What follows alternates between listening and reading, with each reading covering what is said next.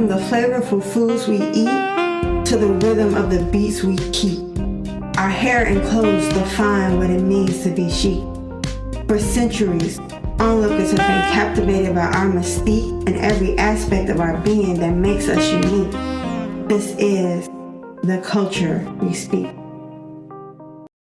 This is Dionna Latimer-Hearn here, checking in once again with the culture we speak. I just want to catch up with you all. I know it has been a busy end of the year for me, and I have not been here with new episodes, so I'm looking forward to sharing more important content on culture, language, education, speech pathology, and how all that goes together.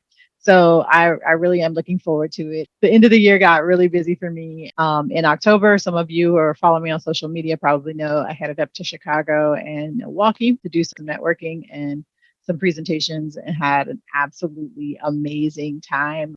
It's always great to be back at Northwestern on campus to see my teammates from when I was there a few years ago, we'll say. We don't have to get into the years, but it's always a pleasure to go back and connect with my soccer teammates and also to contribute to the efforts and experiences of current student athletes at Northwestern.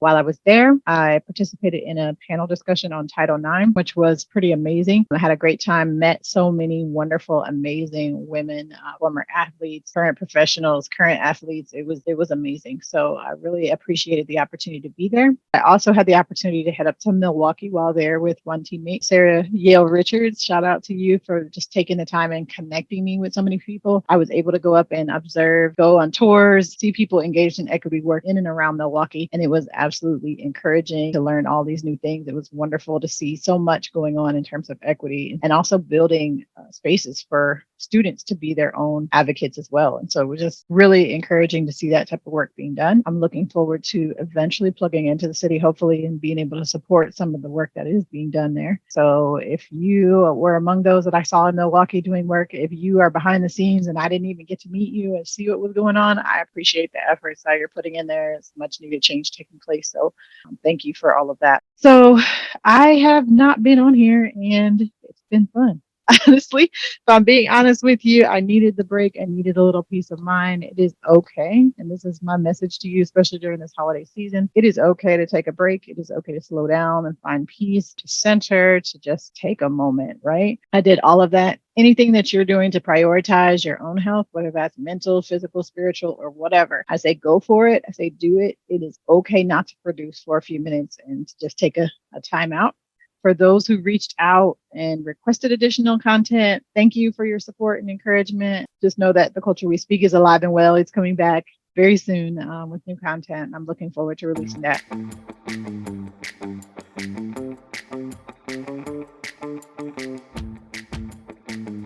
I just want to jump in real quick and just give y'all a little nugget here.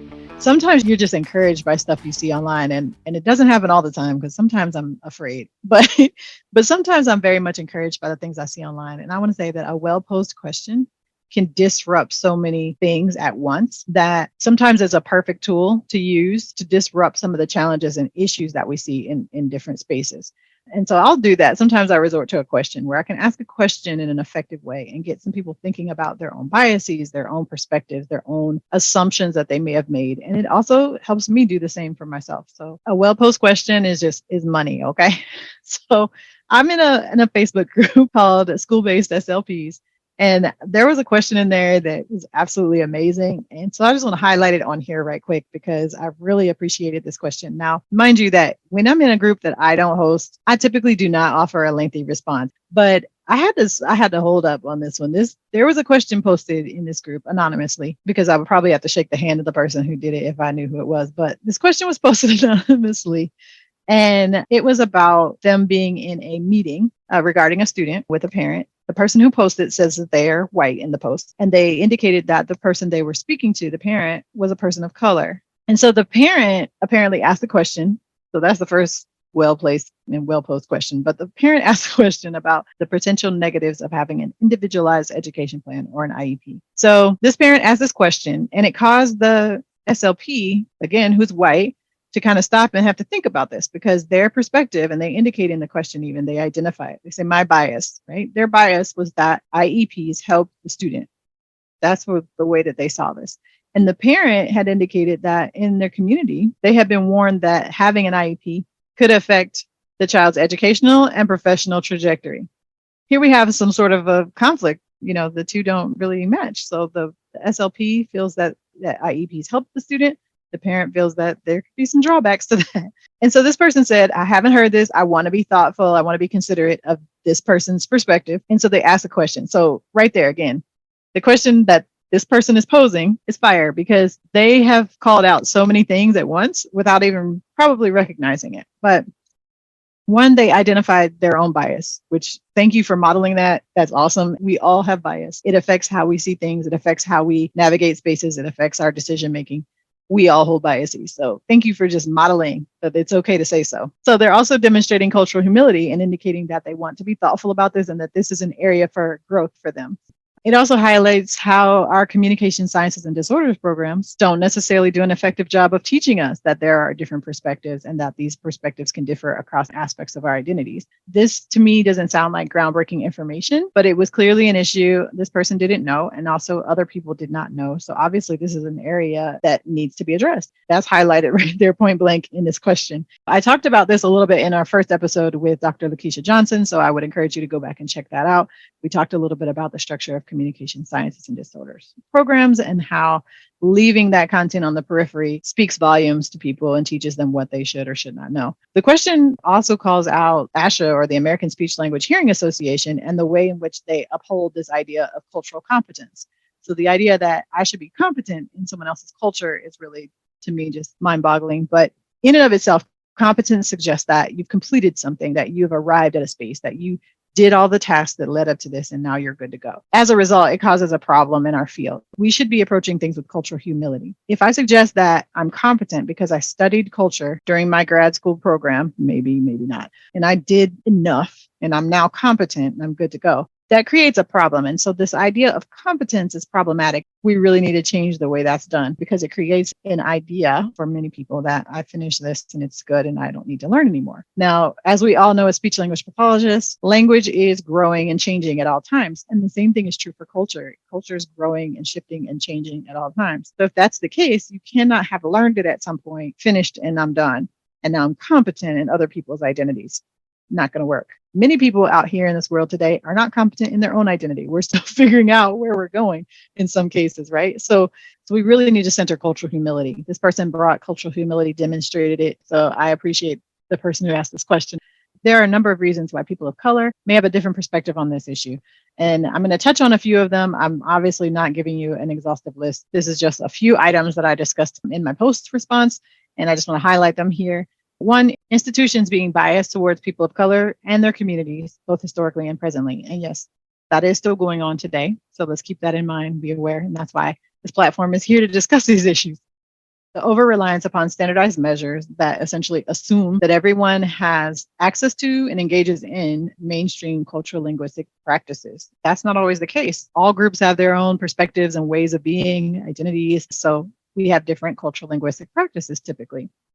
The way in which our schools are structured also impacts this perspective. Many schools are structured to reward assimilation. So the more closely I assimilate to this mainstream cultural linguistic value or practice, then the more likely I'll be successful. And in the same way, schools are often structured to pathologize or criminalize cultural linguistic differences. So when my identity does not align with mainstream culture, I'm more likely to be excluded or placed in lower track classes or be in spaces that suggest that I am not performing at par.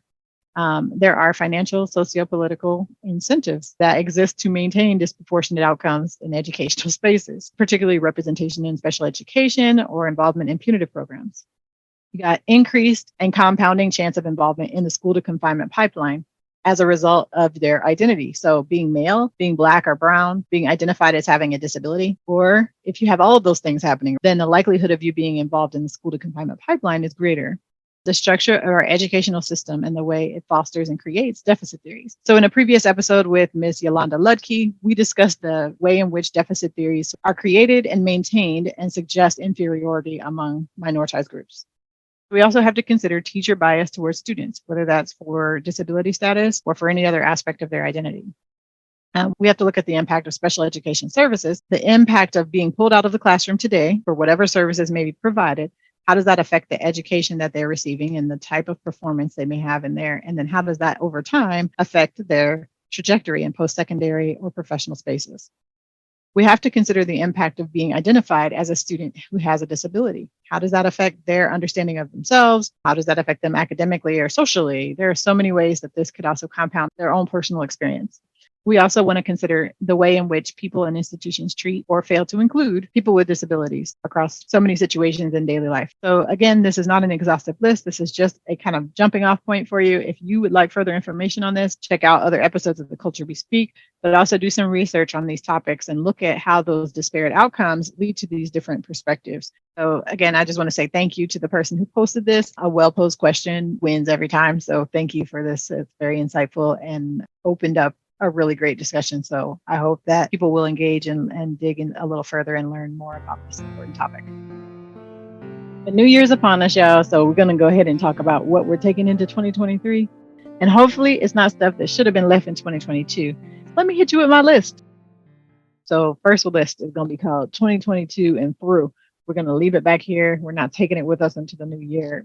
It needs to stop. One of the things you guys know I do not happen to be a fan of are therapy themes. I think I've mentioned that before on here. If you follow me on social media, you know this, probably heard this before. Themes can become problematic because a lot of times they exclude certain groups. So for that reason, I'm not a big fan of them. They can be done effectively. So I'm not suggesting that you can't do them. I'm just saying that oftentimes they lead to the exclusion of other groups. And this winter, all I have seen are Christmas themes. Everyone's asking, what are you doing for Christmas? What are you doing for Christmas? Keep in mind that not everybody celebrates Christmas. So instead of presenting something that's going to other specific kids or leave individuals out of groups, make people feel isolated, choose a more generic theme. If you're going to go the theme route, choose something more generic. Do the weather in your region, like center things or activities that are done in a winter that may be familiar to the group you're serving. Do something along those lines that is inclusive to people who may not celebrate the Christmas holiday. This is very important because it becomes othering for people and it can do more harm than good. So we're going to leave that. That's 2022 and through. All right, evidence-based practice. To make sure we're questioning that to some degree, right? I'm not suggesting that you don't want evidence for the work that you're doing. Evidence is important. It is good to have a very well-founded process in which you're serving people. However, consider whose evidence is not there. Who does the evidence not represent? Who doesn't have a voice in this discussion? Who is controlling what gets published? Who is controlling what type of research gets done? Who's not reflected in your research?